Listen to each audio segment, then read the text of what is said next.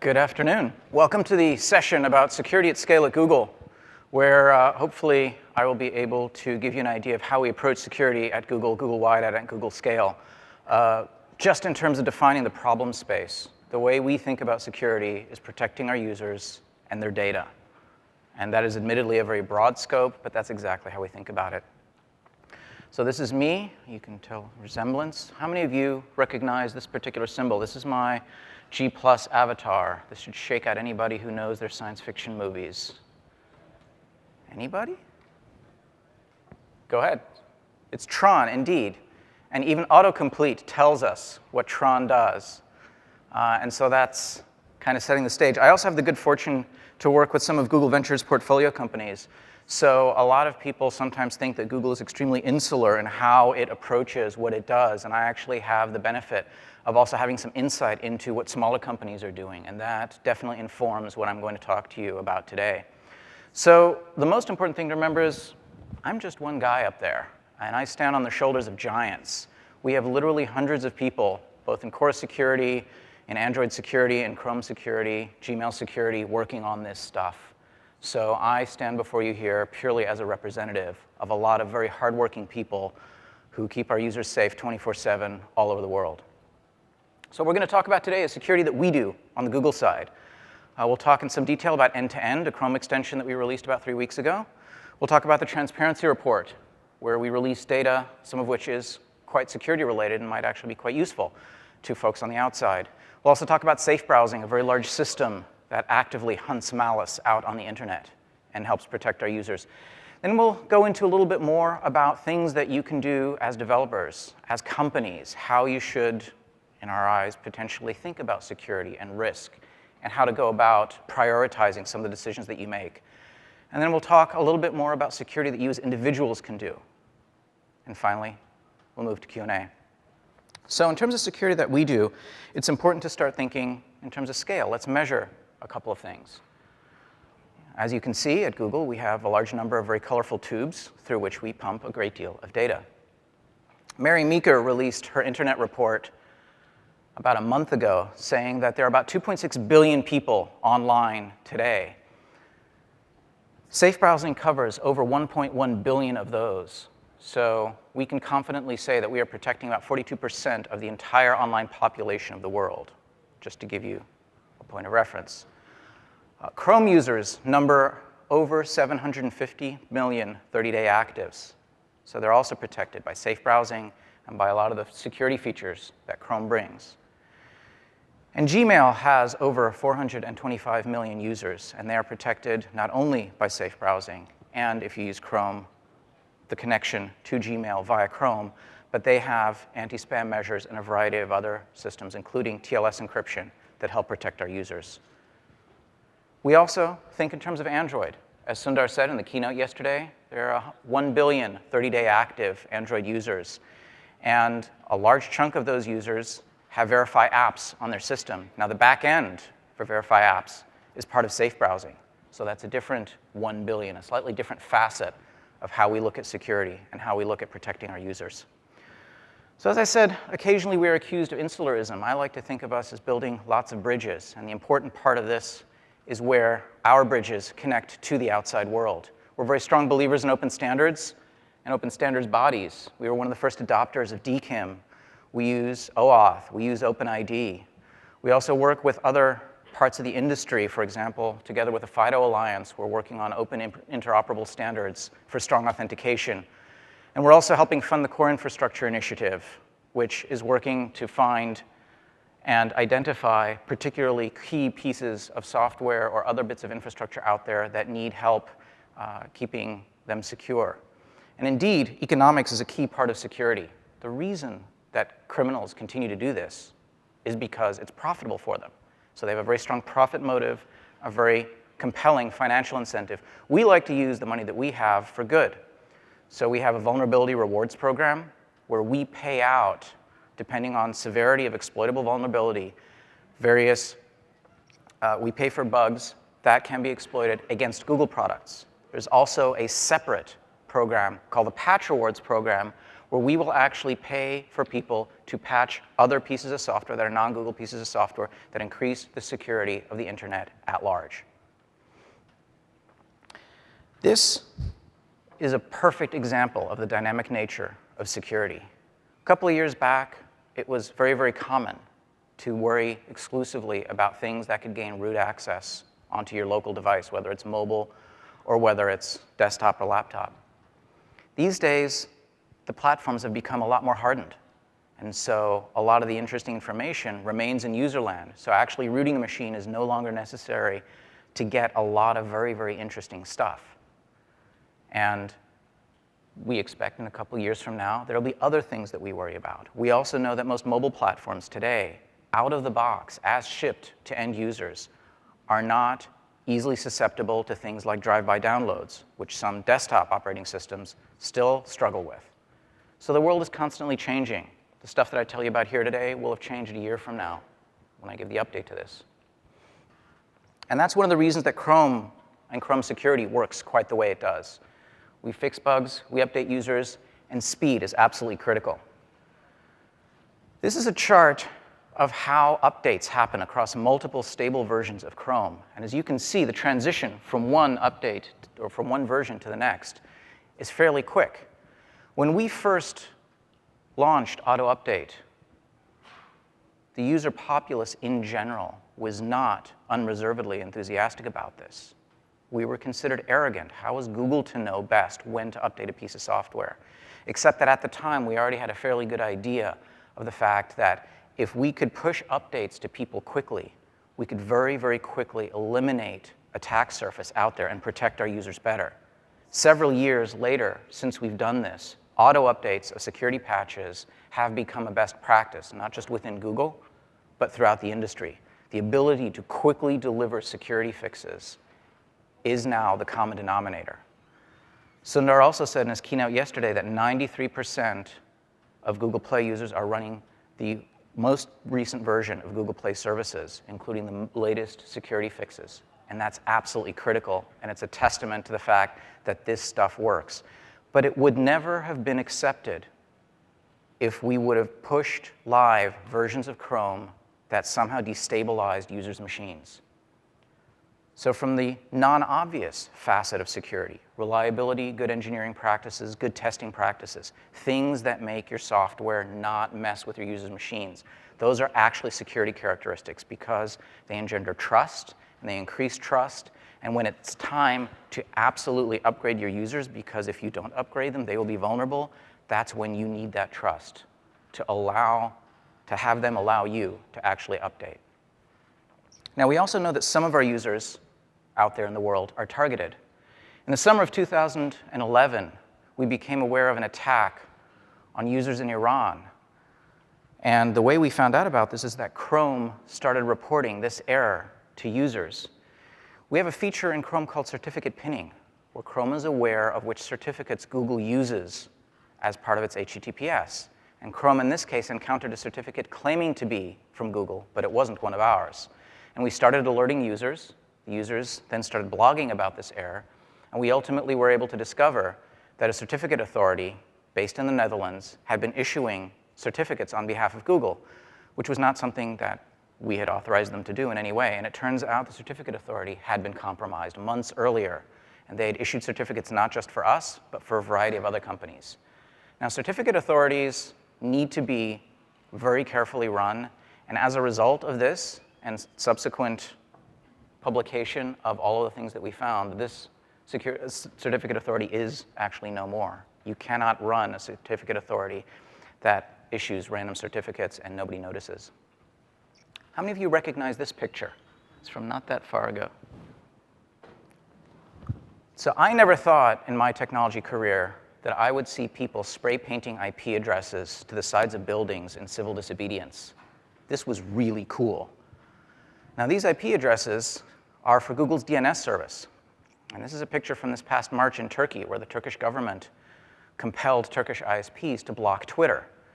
And the solution was start spray painting the Google DNS IP addresses to buildings, to bus stops, and all over the place. And this is another non-obvious facet of security and of trust. People knew that if they could get their DNS information from the Google servers, they would actually be able to get through to Twitter. And this worked until these IP addresses were blocked as well. But even just for a couple of days, this was worthwhile. But this was really kind of cool. We also know, and have been talking about publicly, that some of our users are very carefully targeted. And since 2012, for those users where we determine that they are the subject of attention by state-sponsored actors, we will actually give them specific alerts to that effect. We will also give them a link that gives them some advice to very specifically help in improving their protection online, because we don't want their accounts compromised. We don't want their machines compromised. Which brings us to end-to-end, which is a Chrome extension for encryption that we announced and shipped the source code to approximately 3 weeks ago. The way end-to-end works is that without end-to-end, you're typing away in Chrome, and you're creating your mail, and we know that the connection between Chrome and Gmail is encrypted. We can mandate that. That is a requirement. We have control over this connection. But once Gmail sends out that email, you may or may not get TLS. It is entirely dependent on the receiving email server. We have no control over that. We will absolutely support it if the recipient does, but if the recipient doesn't, there's nothing we can do about this. We certainly have no control over the connection between the receiving email server and the actual recipient machine. So we go from really quite secure to cloud of uncertainty all the way through to maybe possibly. With end-to-end installed in Chrome on the sender's machine, we know that the message body is definitely encrypted, and in this case, you've also got encryption of the connection by TLS. You know that as it traverses the internet to the receiving email server, you will also have the message body of this email encrypted. And we know that the message will stay encrypted all the way to the end, to the recipient, where they can use any OpenPGP-compatible software to decrypt the message. Now, you might be thinking, why on earth would Google do such a thing? Well, we know that we have users who need more protection than our high common denominator of security that we provide today. And this is our focus on the user. This is why we are doing it. We want to be able to give tools to the journalists, to the human rights workers, to the dissidents out there who need that extra bit of security. And we want to make these widely available. So the extension is not available in the Chrome Web Store today because it is not a best practice to write a whole bunch of brand new crypto code and then unleash it upon the world. It needs time to mature. And so we're going to take our time. We're going to actively encourage the community to review our code. This extension is already part of our vulnerability rewards program, so exploitable vulnerabilities can indeed get rewarded financially. What we'd like the community to do is go to our Google code page, download the software, and take a look at it. Tell us about stuff that we haven't noticed yet. We have a bunch of stuff that we know that we still want to work on before we feel it's ready, but we are positively, absolutely not going to put it in the Chrome Web Store until we think it's ready. Here's the URL. If you want to go check it out, g.co/end-to-end. Now, the transparency report is also really cool. We started it in 2010 and have been reporting on various things that we are in a unique position to have the information about. Last September, for example, in 2013, we sued the US government to be allowed to report in some detail about requests for user information that we received as part of FISA. And starting this March, we were actually able to start reporting that information. We actually spend lawyer hours suing the US government in order to be able to be more transparent. More recently, we also released an encryption-related email report in June that talks about how many external parties we are able to exchange encrypted email via TLS with. A year ago, the second most recent security report was related to safe browsing and talked about the view we have of malware and of phishing and some associated stats. So let's talk about some of those. The upper graph here describes users who see browser warnings in terms of how many of those per week, and it fluctuates considerably. But we do pay close attention to this because we want to understand exactly how often people encounter these types of warnings. We also provide warnings in our search results, and that's the bottom graph. One of the more interesting graphs is our detection of sites that host malware, and we aggregate them per week. And as you will see, the green sites are compromised sites. These are entirely legitimate sites that have somehow been owned by an adversary. It's that tiny little blue fraction that is the actual attack sites that have no other purpose other than to deliver malware. And so we feel it's very important to reach out to all of these compromised sites and help them clean it up. And the mechanism that we use for that is Webmaster Tools. So those of you who have websites today and have not yet signed up for Google's Webmaster Tools, which is a free service, you should do that as quickly as possible. That is the way that we can notify you most quickly if there is something wrong with your website, and we will give you pointers and assistance to help clean things up. We also track things like how quickly webmasters respond to such warnings. And even more interestingly, in many ways, the recidivism rate on the bottom. So if we report a site, if we discover that a site has a problem and we report it, and the site cleans it up, but is then reinfected or otherwise recompromised, that's something that we pay close attention to. How many of you knew that this data has been out there for over a year? How many of you had no idea? And of those with their hands raised, how many of you think this is interesting data? Okay. So let's talk about email encryption in transit. As of early June, approximately 70% of the messages that Gmail sends to other providers are encrypted by TLS. So we have 30% more to go. On the inbound, it's only 53%.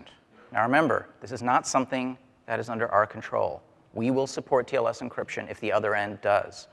So it's very helpful to find ways to provide incentive for the other end to participate in this. And as you can see in the lower left-hand corner, there's a download data button. Please use this data. That's why we're making it available. We spend engineering hours collecting this data and making it usable to the outside world. That's what it's there for. Please use it.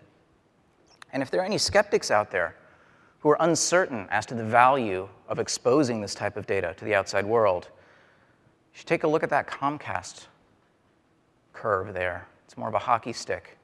So within 2 days of us releasing this report and Comcast's customers tweeting and emailing quite vocally to Comcast, Comcast had turned on TLS for all of their mail servers here in the US. So this kind of stuff does have a very, very real effect. More information, lots more data for you guys to use. Go to google.com, Transparency Report. Now let's talk about safe browsing, which is a system that's been around since 2007 and has been, in that time, looking ever more carefully for various forms of malware and of social engineering, and particularly phishing. And we've been collecting that data and putting it together and providing it as a database that can be searched locally, but also as an API that's freely accessible out there in the world. A typical browser will continually update its local database of safe browsing data in order to present an error or an alert to the user if they try and surf there, because we want to even try to prevent the user from even contacting that site in the eventuality that a mere contact can already lead to malware infection. This is what's called a drive-by. Now, this is something that we could have kept for Chrome, but we actually didn't feel that it's in the interest of the internet as a whole to do so. And we make this data widely available. And as a result, Firefox uses the Google Safe Browsing data to protect its users, and Safari uses our safe browsing data to protect its users as well. Now, no developer conference would be complete without at least one announcement of something new. So at noon today, we pushed live the documentation to Safe Browsing Protocol version 3. So those of you who are already using the Safe Browsing Protocol will have some new stuff to take advantage of. One of the most important aspects of this is that we actually provide the same amount of data with a much smaller data size. We've got approximately 40 to 60% saving, so you get approximately 2x the protection per bit. And we want to do this because we feel that getting this information down to the client device as quickly as possible is best for everyone. It's best for us, it's best for the client device. If you want to learn more about the Safe Browsing API and how you can take advantage of it to protect your users, go to developers.google.com/safebrowsing. So let's talk a bit about things that you can do as developers, as a company, and how you might want to think about risk. So given a shed of arbitrary color, how would you go about protecting it? Would you put a padlock on the door? Or would you spend many thousands of dollars or euros for a very elaborate security system? Well, it depends entirely on what's inside the shed. And so whatever risk mitigation you have in place needs to be commensurate with the threat and the risk if something winds up going wrong. When we think about risks of this nature, we think about scale. It's possible to steal a single laptop. It's possible to get a USB device somewhere onto a USB bus associated with that, but that doesn't scale. That's very targeted, that's very limited to one. We worry about the things that can affect very, very large numbers of users very easily. And that's how phishing works. That's how a lot of malware distribution works. So we focus on the things that deliver the most protection to the largest number of users. We also believe very strongly in defense in depth. There is no single defensive barrier that you can put up that will withstand all possible attacks. So assume that each individual one of your defensive layers will at some point fall, and that you need all of them working together to make sure that your users are not adversely affected. Make sure also that you don't obsess too much about one facet of your overall security architecture. It's really, really easy to get completely obsessed about picking the right crypto algorithm and the right key length. But if your website is vulnerable to cross-site scripting, all the crypto in the world isn't going to help you, no matter how correctly it's implemented. So think holistically. Think about the entire system. Think about how users actually use your stuff and all the paths that your users will take in order to get at your services. Do use TLS whenever possible, and please do get it right. How many of you were here at the HTTPS Everywhere session yesterday in this room? Okay. Well, one of the presenters, Ilya, has put up a site called Is TLS Fast Yet? Because that's one of the biggest criticisms of implementing TLS is, oh my gosh, it'll slow things down. It actually won't. But there's an awful lot of very, very good information on that website. You should definitely check it out. But much more tactically, if people try and come to your site and they get a big red screen saying there's something wrong with the security certificate, there's plenty of research that tells us that you're going to see a drop in traffic, easily 30% or more. So please, don't just implement TLS. Please get it done, because we're trying to run an internet here. We also don't want you to start training your users to ignore security warnings, because you don't want them to ignore a warning when it's extremely real. So as individuals, there's a variety of stuff you can do. Number one, most important thing, don't reuse the same password across multiple websites. This is an attack that scales extremely well. If an attacker compromises one website and they get a username password combination, they're going to go and try it out on a whole bunch of other sites. And if you reuse your password across multiple sites, they will probably be successful. So please don't. Once you've taken care of that, enable two-factor authentication wherever possible. This is the icon for Google Authenticator. It's available on Android and on iOS. Please enable it for your Google accounts. Please encourage your friends and family to enable it on all your accounts. And if you use other systems that have the capability for enabling two-factor authentication, please turn it on. It really does help. If you see from Chrome or any of the other browsers that support the safe browsing data and use it a warning that says phishing ahead, don't ignore it, please. We have a very good reason why we put it there.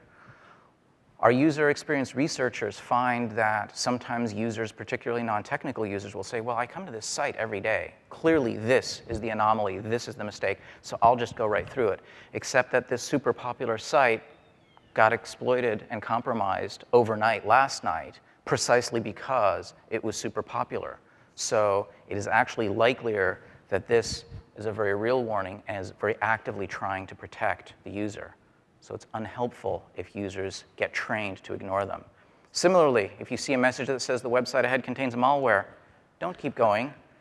And for those particularly stubborn people, we've actually included the little international do not enter symbol before that binary actually gets downloaded.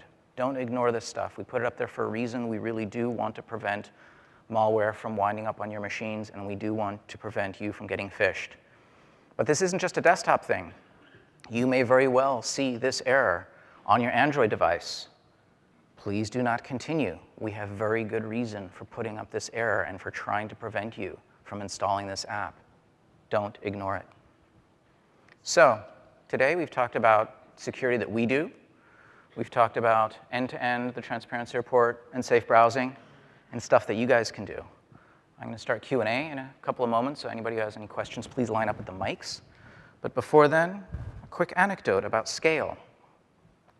In 2005, in March, there was a drawing of the Powerball lottery. The Powerball people are headquartered in Iowa. And uncharacteristically that evening, they had a disproportionately large incidence of winning numbers. They didn't get all 6, but they got 5 out of 6. And statistically, it was completely improbable that this would happen. The geographic distribution was also extremely wide. It was from the East Coast all the way to Idaho and Arizona. There were also multiples. It wasn't just one person here, one person there. So their first thought was their systems had been compromised, or there was fraud involved. Something bad was clearly going on. So they put people on planes over the weekend because they knew where the winning tickets had been sold, and they wanted to be ready for when the winners showed up and claimed their winnings. And when they asked the winners where they'd gotten the numbers, the vast majority of them said that they'd gotten them from a fortune cookie. And it turns out that a single fortune cookie factory in Long Island City, Queens, supplied a very significant number of fortune cookies all across the country. So this is a lesson not just about the scale of the fortune cookie business, but also not to overreact in the face of a whole bunch of signals that suggest to you, as a security practitioner, that clearly something criminal is going on. Sometimes people just play the numbers on their fortune cookies. So that's all I've got. If you have any questions, that'd be great. If you could bring the house lights up.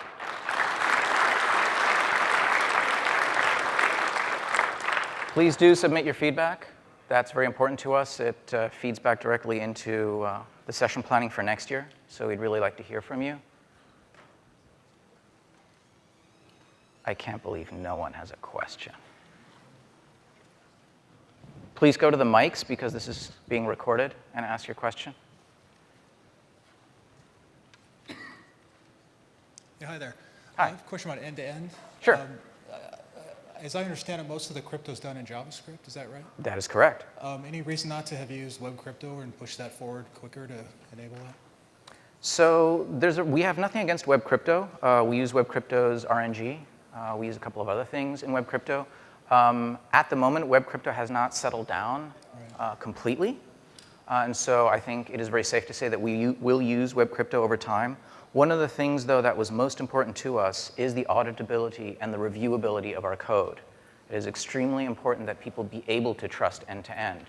And JavaScript is much more reviewable and much more auditable in this context. So there are a variety of factors that factored into it. We also discovered early on in our research that there wasn't a JavaScript crypto library that we were particularly comfortable with. So we also felt it would be a useful thing for the world at large to have a solid JavaScript crypto library out there. So it was one of many motivations for us to do this. All right, thanks. Sir. Google's turned down some of their scouring of the text for mail in, I think, apps for education and paid apps. But since that is rather prevalent with end-to-end, are you guys forfeiting some of your ad revenues because you won't be able to get as accurate ads? And is there a fear that everyone would do this if it's super easy, since you're making it a browser plugin, which should just be relatively easy to install? It'll be as easy to install as the Chrome Web Store lets us at the time that happens. As I said, we're going to focus on the user. We know we have users who require that additional level of protection, and we think it's the right thing to do to provide that. So all else will follow. If that has other ramifications, we are perfectly willing to have those occur. But at the same time, I've lived in environments where the vast, vast majority of email is encrypted, and I'm here to tell you it is not fun. So you don't actually want, in terms of usability, to have a world where 100% of your email is, in terms of the message body, encrypted. We absolutely want a world with 100% TLS, and that's one of the reasons we're doing what we're doing with the transparency report and other things. But things get very, very complicated unless you can get whatever message body encryption you use truly pervasive overnight. And that turns out to actually be hard. Is there a way on the UI to know if TLS was used on the transport of emails? For instance, like a lock icon next to an email address to know that no one else has easy access to view this email and transport? There is, I mean, it depends on your mail client. I mean, you could eyeball. Well, let's say directly in Gmail. Is there any user indication that SSL was used or will be used?